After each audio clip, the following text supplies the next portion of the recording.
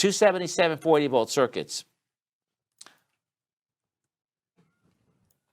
There are different voltage systems in electrical systems. So those of you guys that you've heard of 120, 208, 277 480, we cover a little bit in our electrical fundamentals class, but we mentioned something about higher voltages, I think somewhere in yesterday or something. I say, well, it isn't that common. You say, well, yeah, it is. Every single building I work is 277 480. I can't remember what was the context. Oh, it had to do with the over less than 50 volts of grounding of systems, okay? Right. Mm-hmm. So, Jacob, when you start getting into larger buildings, malls and commercial industrial buildings, we want to get the current out there, and it's further away.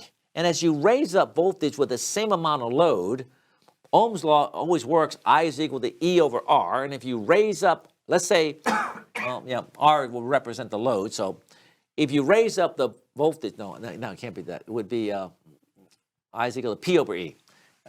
I is equal to VA over E. In other words, you have this power, and it's, let's say, 1,000,000 watts of power. Well, if you have 1,000,000 watts of power and you have 100 volts, well, then you can calculate the amount of amps based upon 1,000,000 watts of power based on 100 volts. But if you had 1,000,000 watts of power and you had 1,000 volts, well, then your amps would be less. If you had 1,000,000 watts of power and you had 1,000,000 volts, well, the amps would be less. So as you raise up your voltage, the actual current that's going to be on the conductors will be less, which means that I could put more loads on a circuit, I could have less circuits. So there's so many advantages of 277 480. But Eric, like you said yesterday, we're always making trade-offs and problems.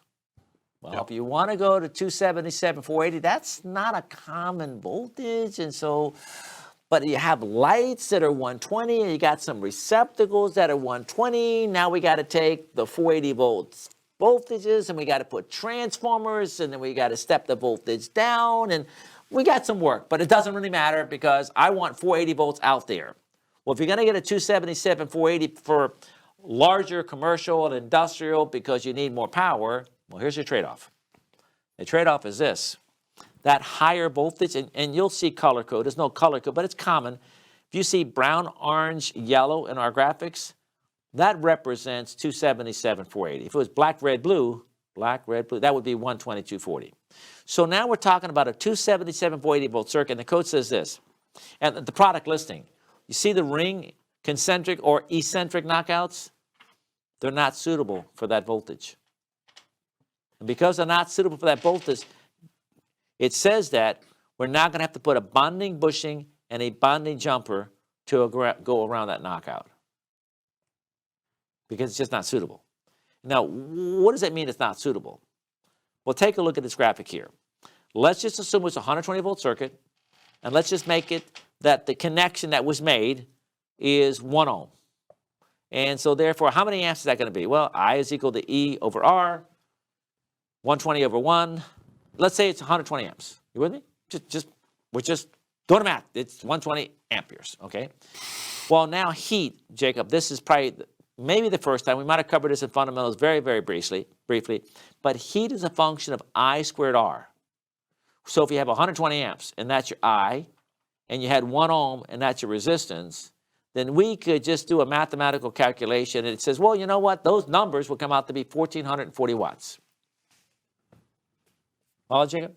So if hey, listen, I got 1 ohms, and I have 120 volts. Can you tell me how many amps that circuit? I is equal to E over R. 120 over 1 is 120 amps. Okay, well, the next multiple choice question is, in the same circumstance, what's the amount of power that would be consumed for that event for an hour in the case? Okay, well, the formula is I squared R, 120 squared times 1 comes out to be 1,440. With me? And it's like, okay, that means nothing. But what if you took the exact same circuit, same circumstance, the difference is you want 277. Well, the formula is still the same. I is equal to E over R, which is 277 over 1. The current is going to go larger because it's directly linear with that. And the formula doesn't change in power. It's still I squared R. But 277 squared times 1 is 76,729 watts of power. So, Jacob, what I'm trying to say is that A 277 volt fault is going to be about 5 times the amount of heat that would take place as a 120 volt fault. And these ring knockouts have been designed for 120 volt ground faults, not 277. So whenever you have brown, orange, yellow, 277, 480, I love this graphic here, then you need to have bonding bushings and bonding jumpers to be able to carry that fault. And that's the intent of this rule. Now, they do make boxes, and the boxes are actually marked suitable for 277, 480. Because in the field, it's very common to use a half-inch knockout. A knockout meaning you punch, you open it up, and then you run a pipe that has a connector, it's half-inch. And maybe you need to put more than the number of wires, or you have a bigger circuit, and you want 3/4. So it's very common half-inch and 3/4, and we like to have the ability to sometimes use a half-inch knockout, and sometimes we want to be able to get a 3/4 inch knockout. Well, those rings, either you're going to have to put bonding bushings and bonding jumpers, or you're going to have to have what? A box that is specifically identified, and that is an exception.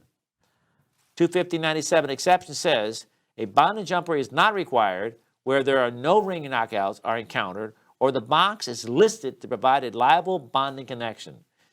This box is clearly listed to provide a reliable bonding connection for 277, 480.